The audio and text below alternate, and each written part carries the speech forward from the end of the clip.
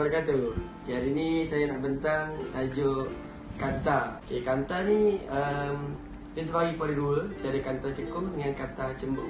Gambar aja sini kita ada kanta cembung dengan kanta cekung tadi.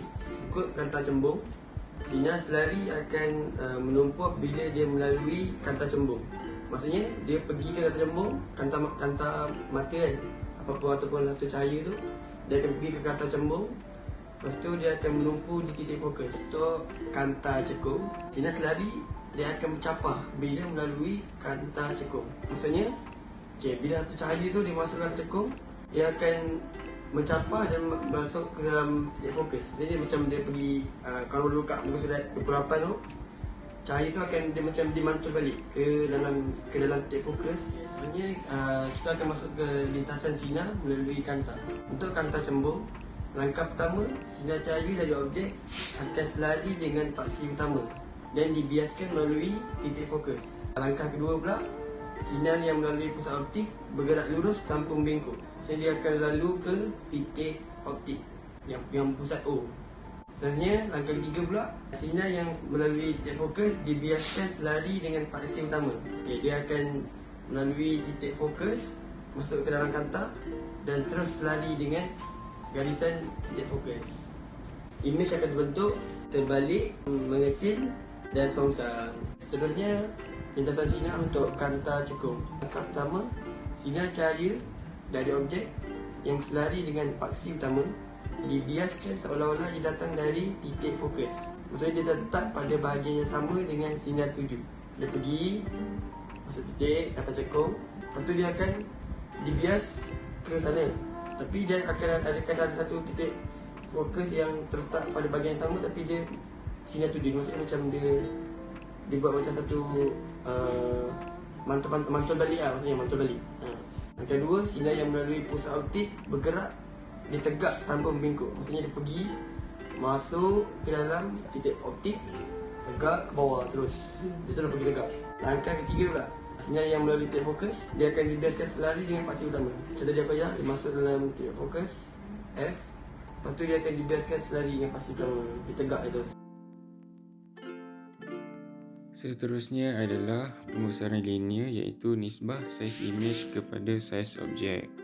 So formula dia ada dua, HI per ratio ataupun V per U, iaitu panjang imej bahagi panjang objek, ataupun jarak imej daripada kanta bahagi jarak objek daripada kanta.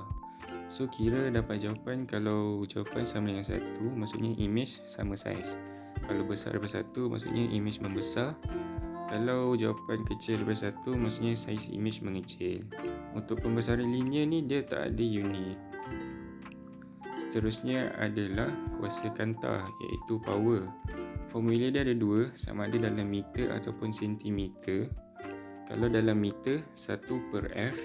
Kalau dalam sentimeter, 100 per F. F tu mewakili focal length. Unit dia adalah diopter, D. Dan kuasa kanta bagi kanta cembung akan jadi positif. Kuasa kanta untuk kanta cekung dia akan jadi negatif. Seterusnya adalah soalan kebat. Mengapa kertas terbakar bila diletakkan di bawah kanta cembung yang dihalirkan ke arah matahari? So dia ada 4 poin utama. Cahaya masuk ke dalam kanta, cahaya tertumpu dan terkumpul, perubahan suhu berlaku, terhasil tenaga haba, maka kertas pun terbakar. Untuk membina mikroskop majmuk, syarat pertama adalah panjang fokus kanta objek lebih pendek pada panjang fokus kanta mata. Kuasa kanta objek lebih besar daripada kuasa kanta mata dan kedudukan objek berada di antara FO dan 2FO. Ini merupakan gambar rejah sinar bagi mikroskop majmuk. Pastikan jarak di antara kedua kanta lebih besar daripada panjang fokus kanta objek dan panjang fokus kanta mata.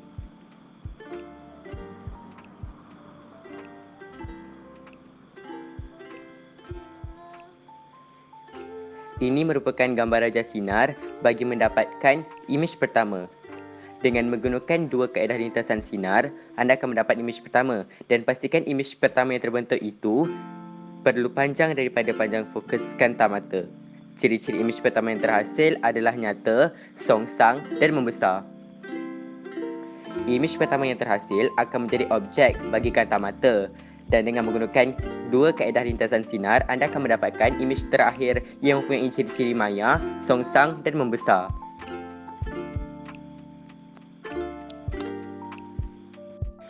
Untuk teleskop pula, terdapat 3 syarat untuk membinanya. Yang pertama adalah panjang fokus kanta objek lebih besar daripada panjang fokus kanta mata. Kuasa kanta objek lebih rendah daripada kuasa kanta mata.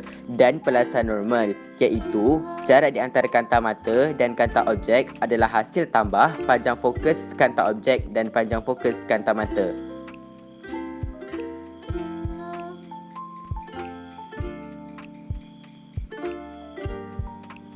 Baiklah, ini merupakan gambar rajah sinar bagi teleskop. Untuk menguji kefahaman anda, sila lukis dua lintasan sinar bagi mendapatkan imej pertama. Pastikan imej pertama yang terhasil berada di bawah panjang fokus kanta objek ataupun panjang fokus kanta mata. Sama seperti mikroskop majmuk, imej pertama yang terhasil akan menjadi objek bagi kanta mata. Dan dengan menggunakan dua lintasan sinar, anda akan mendapatkan imej yang terakhir. Dan ciri-ciri imej yang terhasil adalah maya, menegak dan membesar. Baiklah, bagi eksperimen kanta, gambar rajah yang disediakan di dalam modul tak berapa nak jelas. Jadi, ini adalah gambar rajah bagi eksperimen tajuk kanta. Untuk MV eksperimen ini adalah jarak objek ataupun U. Bagi RV dia adalah jarak imej ataupun V. Dan CV dia adalah panjang fokus ataupun F.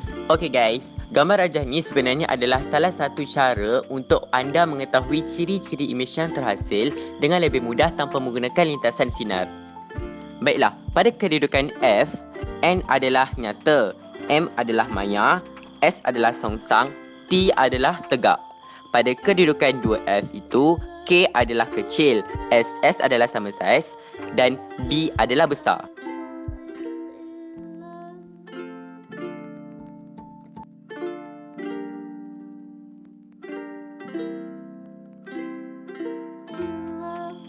Sebagai contoh, soalan dia adalah kedudukan objek lebih kecil daripada F, iaitu panjang fokus kanta.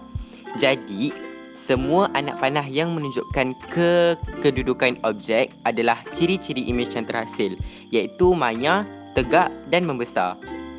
Baiklah, sebagai contoh yang kedua, bila dikatakan kedudukan objek berada di antara F dan 2F, jadi semua anak panah yang menunjuk ke arah objek adalah ciri-ciri imej yang terhasil, iaitu besar, nyata dan juga songsang.